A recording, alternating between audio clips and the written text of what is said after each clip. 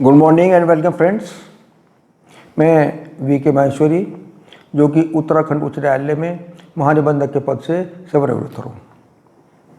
आज हम लोग भारतीय दंड संहिता के कुछ विशेष अपराधों के संबंध में चर्चा करने जा रहे हैं। अगर हम भारतीय दंड संहिता की बात करें तो भारतीय दंड संहिता में जितने अपराध दिए गए हैं उन अपराधों को 3 काइंड में डिवाइड किया जा सकता है। पहला काइंड ये है कि कुछ ऐसे अपराध हैं जो कि राज्य के विरुद्ध किए जाते हैं। दूसरे कुछ ऐसे अपराध हैं जो कि किसी व्यक्ति के शरीर के संबंध में किए जाते हैं या उस व्यक्ति के रेपुटेशन के संबंध में किए जाते हैं। और तीसरा काइंड जो अपराधों का है वो ऐसा है जो कि संपत्ति के संबंध में किए जाते हैं। तो जो अपराध संपत्ति के संबंध में किए जाते हैं, आज हम उनमें से कुछ अपराधों के विषय में चर्चा करने जा रहे हैं। और वो अपराध हैं चोरी का, एक्सटॉर्शन का, रोबरी का, एंड डकैती का। सबसे पहला चोरी का। लेकिन चोरी से आने से पहले मैं ये बताना चाहूँगा कि जो संपत्ति के संदर्भ में जो अपराध भारतीय दंड संहिता में गए हैं वह धारा 378 से 465 तक दिए गए हैं। इनमें सबसे पहला अपराध जो धारा 378 में दिया गया है वो चोरी का है। अब प्रश्न ये उठता है कि चोरी हम किसे कहते हैं। चोरी की जो परिभाषा भारतीय दंड संहिता में दी गई है उसके अनुसार यदि कोई व्यक्ति किसी चल संपत्ति को दूसरे व्यक्ति के कब्जे से बिना उसकी सहमति के बेईमानी के आशय से हटा लेता है उसे हम चोरी कहते हैं। फिर दोबारा अगर मैं कहूं तो अगर कोई व्यक्ति किसी अचल संपत्ति को दुराशय से किसी दूसरे व्यक्ति के पोजेशन से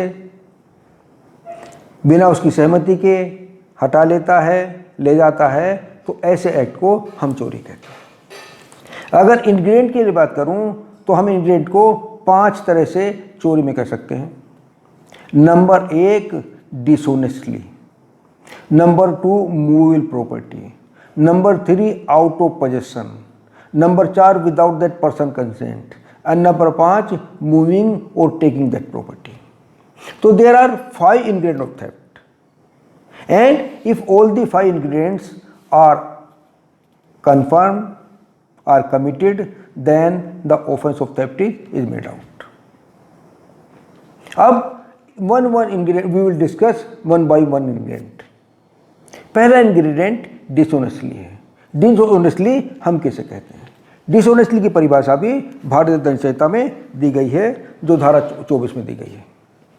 एंड धारा 24 में दी गई डिसऑनेस्टली की परिभाषा के अनुसार यदि कोई व्यक्ति किसी संपत्ति को इस आशय से ले जाता है ताकि एक व्यक्ति को उसकी हानि हो सके एंड दूसरे व्यक्ति को उसका लाभ हो सके, ऐसी इंटेंशन से ले जाता है, तब कहते हैं कि उसने ये संपत्ति या ये कार्य डिसऑनेस्टली किया है। एंड इससे पहले कि हम चोरी के पढ़ें, ये डिसऑनेस्टली की डेफिनेशन भी जो धारा 24 भारतीय दंड संहिता के अंतर्गत दी है वो भी पढ़ना जरूरी है। And now I come to section 24 of the IPC. Section 24 defines the dishonestly as dishonestly whoever does anything with the intention of causing wrongful gain to one person or wrongful loss to another person is said to that thing dishonestly। अर्थात कोई व्यक्ति किसी कृत्य को इस आशय से करता है ताकि उस कृत्य से एक व्यक्ति को रोंगफुल लॉस हो जाए एंड या किसी व्यक्ति को रोंगफुल गेन हो जाए, तो जब ऐसे आशय से करता है उसे कहा जाता है कि उसने कृत्य डिसऑनेस्टली अर्थात बेईमानी के आशय से किया। इसलिए डिसऑनेस्टली मीन्स कि if any act is done with the intention of causing wrongful loss to one person or wrongful gain to that person, another person is said to be done dishonestly। and चोरी का सबसे पहला ingredient और तत्व dishonestly है। unless and until the act is done dishonestly it cannot be theft। तो theft का सबसे पहला एक्ट ये है कि डिसऑनेस्टली। Number 2 movable property. अब मूवेबल प्रॉपर्टी हम लोग जानते हैं कि प्रॉपर्टी 3 काइंड की होती है, immovable, movable and intellectual. Movable property उसे कहते हैं कि जो प्रॉपर्टी एक स्थान से दूसरे स्थान पर कैरी की जा सके, ट्रांसपोर्ट की जा सके या ले जा सके, उस संपत्ति को अमूवेबल संपत्ति कहते हैं। एंड अगर कोई संपत्ति ऐसी भी है which can not be carried away, which can not be transported, अर्थात अचल संपत्ति है, लेकिन अगर हम उसे चल संपत्ति में कन्वर्ट कर लेते हैं तब वो अचल संपत्ति भी चल संपत्ति हो जाती है और उसकी भी चोरी की जा सकती है। तो चोरी का दूसरा तत्व यह है कि चोरी केवल एंड केवल चल संपत्ति की जा सकती है, अचल संपत्ति की चोरी नहीं की जा सकती। परंतु अगर कोई अचल संपत्ति ऐसी है कि जो कि चल संपत्ति में कन्वर्ट की जा सकती है एंड उसे अगर चल संपत्ति में कन्वर्ट कर लिया जाता है तो उसकी चोरी की जा सकती है। अगर इस उदाहरण को मैं समझाना चाहूँ तो ये है कि अगर सपोज करिए कोई ट्री है, जब तो ट्री है that is rooted in the earth, वो ज़मीन के अंदर गड़ा हुआ है और वो अचल संपत्ति है, उसे कहीं ले जा नहीं सकता।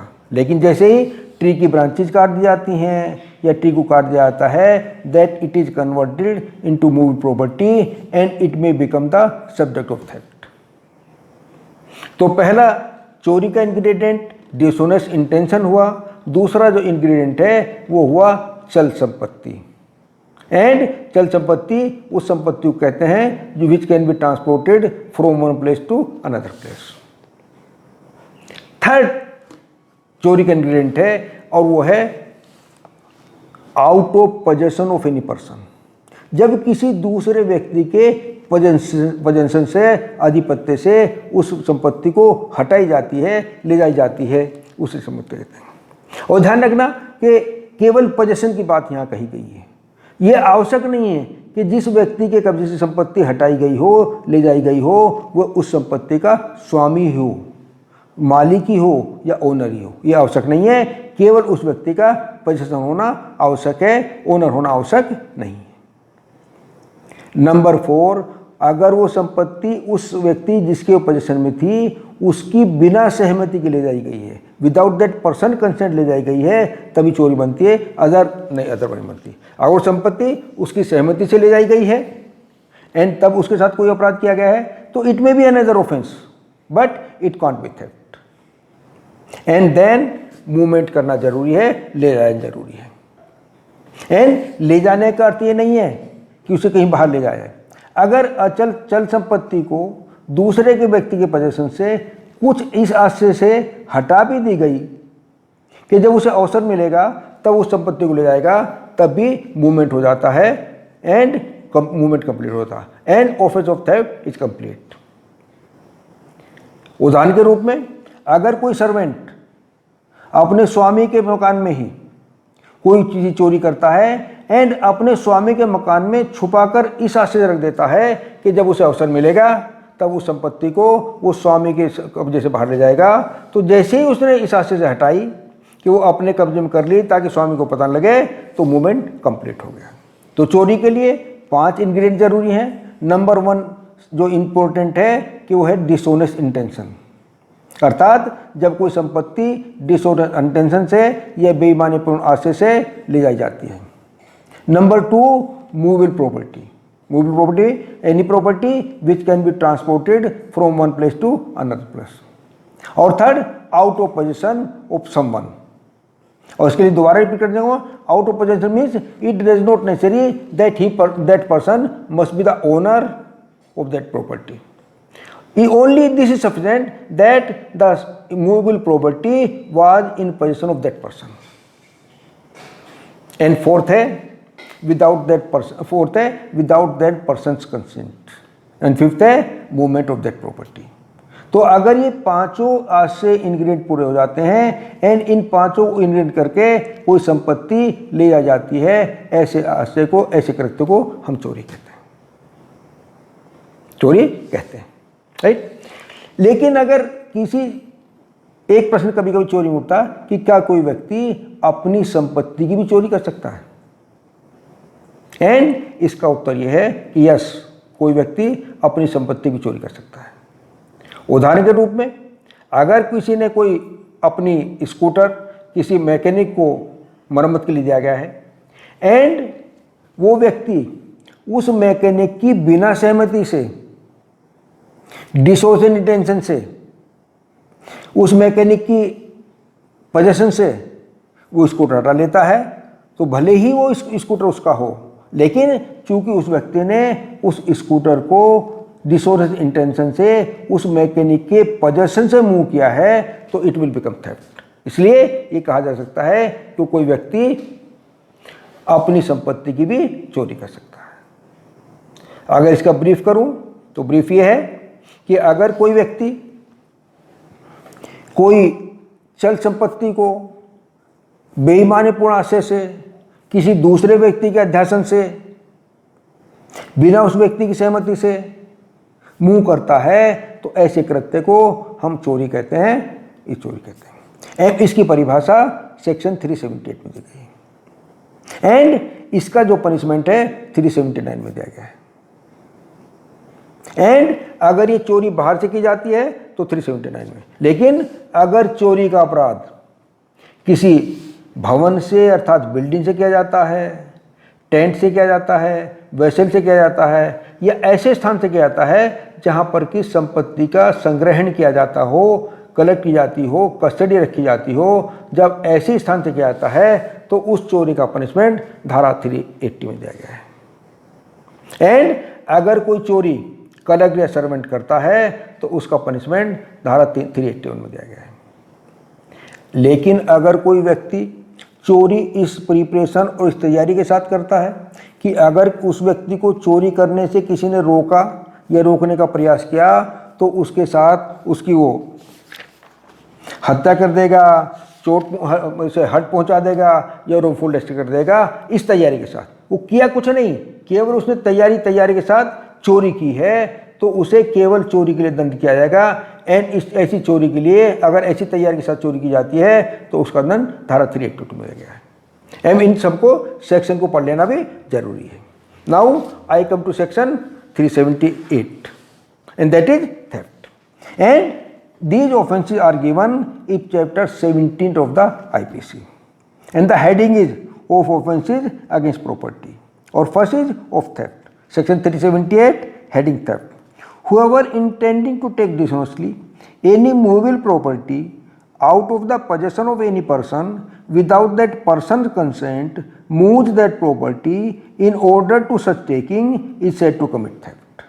अर्थात जो मैंने आपको इंग्रेडिएंट बताए थे कि यदि कोई व्यक्ति बेईमानी के आशय से कोई चल संपत्ति किसी दूसरे व्यक्ति के अध्यासन से बिना उसकी सहमति से ले जाता है तो ऐसे कृत्य को चोरी कहा जाता है और ये इस डेफिनेशन से स्पष्ट होता है। Then explanation 1, a thing so long as it is attached to the earth not being movable property is not the subject of theft, but it becomes capable of being the subject of theft as soon as it is severed from the earth.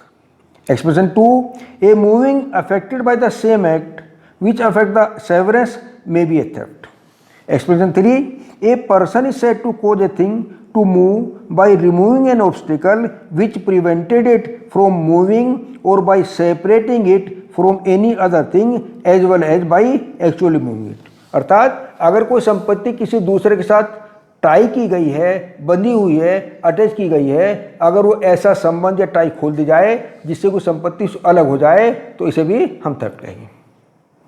जैसे अगर किसी व्यक्ति ने अपनी cycle को किसी gate के साथ के बांध के रखा है, जैसे ही वो गेट के साथ खोल दिया जाएगा, साइकिल को हटा दिया जाएगा तो चोरी का अपराध पूर्ण हो जाएगा।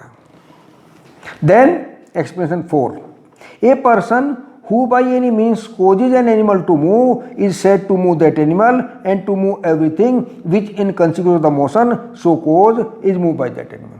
अगर कोई एनिमल है, कोई पशु है एंड पशु के साथ कोई चीज़ बंधी है, जैसे कभी कभी तांगा बंधा रहता है, बैलगाड़ी बंधी रहती है, अगर किसी व्यक्ति ने उस एनिमल को मूव कर दिया, डिसऑनेस्ट इंटेंशन के साथ मूव कर दिया, without that person consent move कर दिया तो उस पशु की और उस पशु के साथ जो सामान बंधा था, जो गाड़ी बंधी थी, जो बैलगाड़ी बंधी थी, जो तांगा बंधा था, उसकी दोनों की चोरी होना माना जाएगा।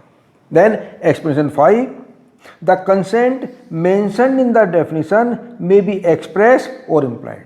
अर्थात जो बात कही गई है कि सहमति की, तो सहमति वो लिखित रूप से, एक्सप्रेस रूप से, अभिव्यक्त रूप से भी हो सकती है और या इम्प्लाइड अर्थात उसका अर्थ भी लगाया सकता है। and may be given either by the person in question or by any person having for that purpose authority either express or implied। तो जहां हम सहमति की बात की है कि बिना सहमति के लिए जाई जाती है, तो ऐसी सहमति एक्सप्रेस अर्थात अभिव्यक्त रूप से भी हो सकती है या इम्प्लाइड अर्थात विवक्षित रूप से भी हो सकती है। Then there are certain illustration to this, and now I come its punishment, and punishment is given in section 379, punishment for theft. Whoever commits theft shall be punished with imprisonment of either description for a term which may extend to 3 years or with fine or with both. And then अगर यही चोरी किसी clerk या servant ने की हो तो they are punishable under the provisions of section 381. Theft by clerk or servant of property in possession of master. Whoever being a clerk or servant or being employed in the capacity of a clerk or servant commits theft in respect of any property in the possession of his master or employer shall be punished with imprisonment of either description for a term which may extend to 7 years and shall also liable to fine. And अंतिम यह है जो मैंने आपको पहले बता चुका कि अगर कोई व्यक्ति चोरी का अपराध करता है परंतु वो चोरी इस तैयारी के साथ करने जाता है कि अगर उसे किसी व्यक्ति ने चोरी करने से रोका तो उसकी डेथ कर सकता है, उसे हर्ट पहुंचा सकता है या रेस्ट्रेंट कर सकता है, तो ऐसी तैयारी के साथ चोरी करने को जो पनिशमेंट है वो धारा 382 दिया गया है। And 382 says theft after preparation made for causing death hurt और restraint in order to the committing of the theft, अर्थात उसने डेथ की नहीं, हर्ट किया नहीं, रेस्ट्रेंट की नहीं, केवल इन काम करने की तैयारी के साथ चोरी की है। अगर इन काम करने के साथ तैयारी की है तो उसे अपराध 382 मिलेगा। And it says whoever commits theft having made preparation for causing death or hurt or restraint or fear of death or of hurt or of restraint to any person in order to the committing of such theft or in order to the effecting of his escape after the committing of such theft or in order to the restraining of property taken by such theft shall be punished with rigorous imprisonment for a term which may extend to 10 years and shall also liable to fine। अगर मैं summary करूं तो चोरी की definition 378 में दी गई है and इनका पनिशमेंट 379, 380, 381 और 382 में दिया गया है। Then second offence that is extortion. अब प्रश्न ये है कि हम एक्सटोर्शन कहते किसे। अगर कोई व्यक्ति किसी दूसरे व्यक्ति को किसी इंजरी का डर दिखाकर जो उसे या उसके किसी परिचित को पहुंचाए जाने का डर दिखाकर डिसऑनेस्टली उस व्यक्ति को कोई प्रॉपर्टी डिलीवर करने के लिए उत्प्रेरित करता है, उकसाता है, तो वैसे अपराध को हम एक्सटॉर्शन कहते हैं। I would like to repeat it कि अगर कोई व्यक्ति किसी अन्य व्यक्ति को किसी इंजरी का, and injury means injury to his person, to his property, to his mind और टू हिज रेपुटेशन, अगर ऐसी इंजरी का डर दिखाकर या उसके किसी अन्य व्यक्ति जिसमें उसका हित हो उसे ऐसी इंजरी का डर दिखाकर उस व्यक्ति को किसी तरह की प्रॉपर्टी डिलीवर करने के लिए उकसाता है, इंड्यूस करता है, तो इस अपराध को एक्सटॉर्शन कहते हैं। And it has been defined in section 383 and I would like to go section 383। 383 means extortion. Whoever intentionally puts any person in fear of any injury to that person or to any other, अर्थात कोई व्यक्ति जानबूझकर किसी व्यक्ति को किसी प्रकार की इंजरी का डर दिखाता है या किसी अन्य को डर दिखाता है, and thereby dishonestly induces the person so put in the fear, और तब उस व्यक्ति को जिसे डर दिखाया गया है उसे इंड्यूस करता है, बेईमानी पूर्ण इंड्यूस करता है, डिसऑनेस्टली इंड्यूस करता है, to deliver any person, any property or valuable security or anything signed or sealed which may be converted into valuable security, commit extortion. And extortion का punishment 384, 385, 386, 387, 389 में दिया गया है। 384 में अगर एक्सटोर्शन का पनिशमेंट दिया गया है, एंड 385 में putting person in fear of injury in order to commit extortion. And I would like to read 384 also. 384 punishment for extortion. Whoever commits extortion shall be punished with imprisonment of either description for a term which may extend to 3 years or with fine or with both. And 385 putting person in fear of injury in order to commit extortion. Whoever in order to the committing of extortion, अर्थात extortion करने के आशय से put any person in fear और attempt to put any person in fear, अगर वो डर दिखाता है या डर दिखाने का प्रयास करता है, of an injury shall be punished with imprisonment of either description for a term which may extend to 2 years or with fine or with both. And अगर कोई व्यक्ति एक्सटोर्शन करने के लिए मृत्यु और या घोर उपति अर्थात ग्रीवियस हर्ट का डर दिखाकर एक्सटोर्शन करता है तो उसका punishment 386. Extortion by putting a person in fear of death और grievous hurt. Whoever commits extortion by putting any person in fear of death और of grievous hurt to that person or to any other shall be punished with imprisonment of either description for a term which may extend to 10 years and shall also liable to fine. And अगर कोई व्यक्ति ऐसा डर दिखाता है कि वो किसी प्रकार से ऐसे झूठे मुकदमे फंसा देगा जिसमें उसे मृत्युदंड या आजीवन कारावास की सजा हो सकती है, तो अर्थात आजीवन कारावास या मृत्युदंड के दंड से दंडनीय अपराधों में फंसाने के लिए, मुकदमे में फंसाने के लिए कोई डर दिखाता है एंड तब प्रॉपर्टी देने के लिए इंड्यूस करता है तो उसका पनिशमेंट धारा या सेक्शन 388 में दिया गया है. और extortion by threat of accusation of an offence punishable with death और imprisonment for life etc. Whoever commits extortion by putting any person in fear of an accusation against that person or any other of having committed or attempted to commit any offense punishable with death or with imprisonment for life or with imprisonment for a term which may extend to 10 years or of having attempted to induce any other person to commit such offense shall be punished with imprisonment of either description for a term which may extend to 10 years and shall also be liable to fine. And if the offense be one punishable under section 377 of the code, it may be punished with imprisonment for life. लेकिन अगर कोई व्यक्ति किसी मुकदमे में फंसाने का डर तो देता है, लेकिन किसी ऐसे अपराध के लिए देता है जो डेथ या आजीवन दंड के कारावास से दंडनीय नहीं है बल्कि केवल कारावास के दंड से दंडनीय है, तब उसका पनिशमेंट सेक्शन 389 में दिया गया है. And 389 says putting person in fear of accusation of offence in order to commit extortion.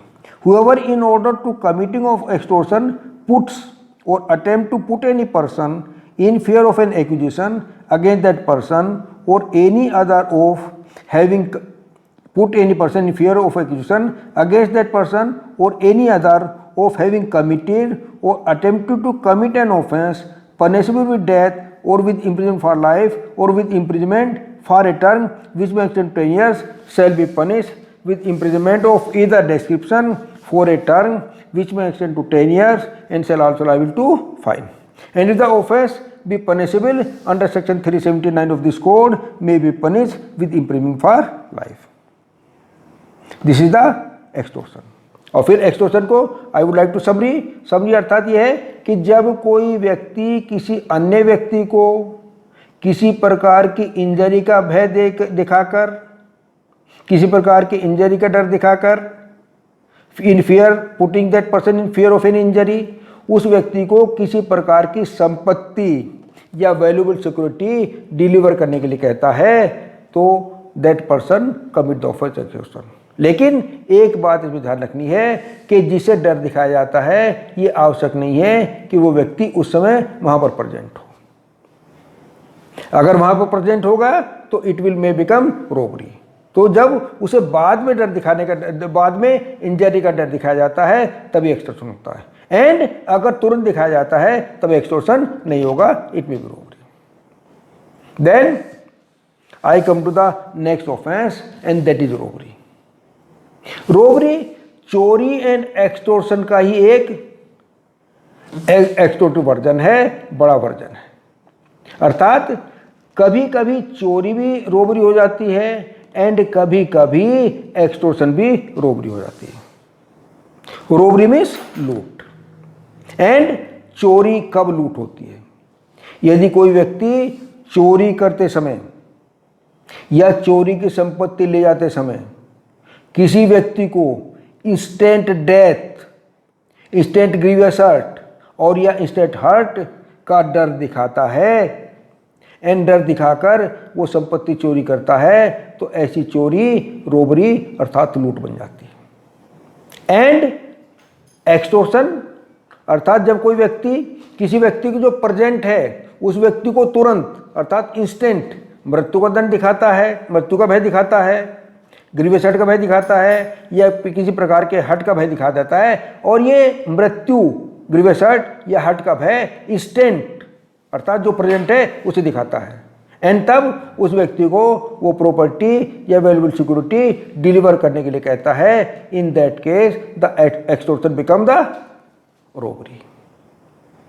फिर दोबारा रिपीट कहूंगा कि अगर कोई व्यक्ति चोरी करते समय किसी व्यक्ति को डर दिखाता है किसी प्रकार की डेथ का या किसी प्रकार के हट का, एंड तब चोरी करता है या चोरी या ऐसा डर दिखाकर चोरी की हुई संपत्ति ले जाता है, तो उस दशा में चोरी रोबरी बन जाती है। एंड अगर कोई व्यक्ति किसी व्यक्ति को तुरंत इंस्टेंट डर दिखाकर, डेथ का डर दिखाकर, किसी प्रकार की इंजरी का डर दिखाकर वो प्रॉपर्टी डिलीवर करने के लिए रहता है, in that case the extortion become robbery.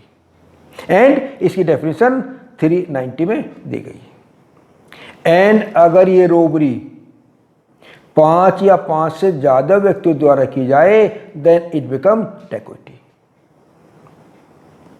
I would like to repeat it कि अगर कोई लूट या कोई रोबरी 5 या 5 से ज्यादा व्यक्तियों द्वारा की जाती है या प्रयास भी किया जाता है then it become dacoity. And robbery का डेफिनेशन सेक्शन 390 में दिया गया है एंड डैकोइटी की परिभाषा है डेफिनेशन सेक्शन 390 में दी गई है। तो I would like to read this sections and of robbery and dacoity. 390 robbery. In all robbery there is either theft और extortion. When theft is robbery if in order to the committing of the theft और in the committing the theft or in carrying away or attempting to carry away property obtained by the theft, the offender for that end voluntarily causes or attempt to cause to any person death or hurt or wrongful restraint or fear of instant death or of instant hurt or of instant wrongful death। तो ध्यान रखना कि अगर चोरी में उसे तुरंत, instant माने तुरंत, देन एंड देयर, अगर मृत्यु का, हर्ट का या रफूल रेस्टेंट का भय दिखाया जाता है एंड तब चोरी की जाती है या चोरी की संपत्ति ली जाती है, उस स्थिति में चोरी न रहकर वो रोबरी का अपराध बन जाता है।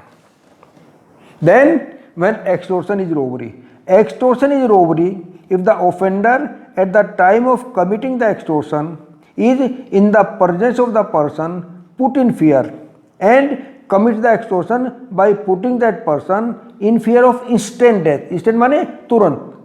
एक्सटॉर्शन ने कहा था कि वो डर तो दिखाता है लेकिन तुरंत डर नहीं दिखाता। जब तुरंत डर दिखाया जाएगा तो extortion will become robbery. And अगर तुरंत दिखाया जाएगा फिर किसी बाद में वो डर दिखाया जाएगा, ये अपराध, ऐसा अपराध बाद में करेगा, इट विल रिमेन एक्सटॉर्शन। तो putting that person in fear of instant death or of instant hurt or of instant wrongful restraint to that person, so to some other person or to some other person, and by so putting in fear induces the person so put in fear then and there to deliver up the thing extorted. Explanation: the offender is said to be present if he is sufficiently near to be put the other person in fear of instant death और of instant hurt और of instant wrongful death. अर्थात चोरी हो या extortion हो, जब उस व्यक्ति को तुरंत मृत्यु का, हर्ट का या रोकफुल रेस्ट्रेंट का भय दिखाकर चोरी या एक्सटॉर्शन किया जाएगा, देन ऐसी चोरी या ऐसा एक्सटॉर्शन रोबरी बन जाएगी। एंड इसका पनिशमेंट सेक्शन 392 दिया गया है। लेकिन उससे पहले 391 में डेकोटी की डेफिनेशन, और डेकोटी means when 5 or more persons conjointly commit or attempt to commit a robbery, or where the whole number of persons conjointly committing or attempting to commit a robbery and the person present and aiding such commission or attempt amount to 5 or more, every person so committing, attempting or aiding is said to commit dacoity। अर्थात कोई व्यक्ति अगर 5 या 5 से ज़्यादा हैं and वो robbery करते हैं या उसकी अटेम्प्ट करते हैं, तो then it will become डेकोटी।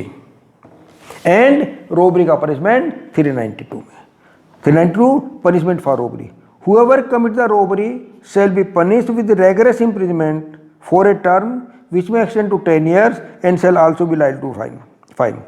And if the robbery be committed on the highway between sunset and sunrise, the imprisonment may be extended to 14 years।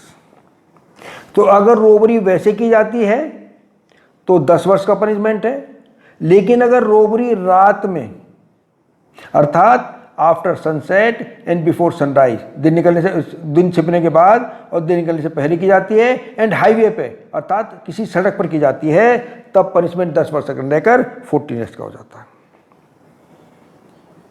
अगर कोई रोबरी का अटेम्प्ट करता है, केवल प्रयास करता है, तो उसका पनिशमेंट 393 में जाएगा, अटेम्प्ट टू कमिट रोबरी।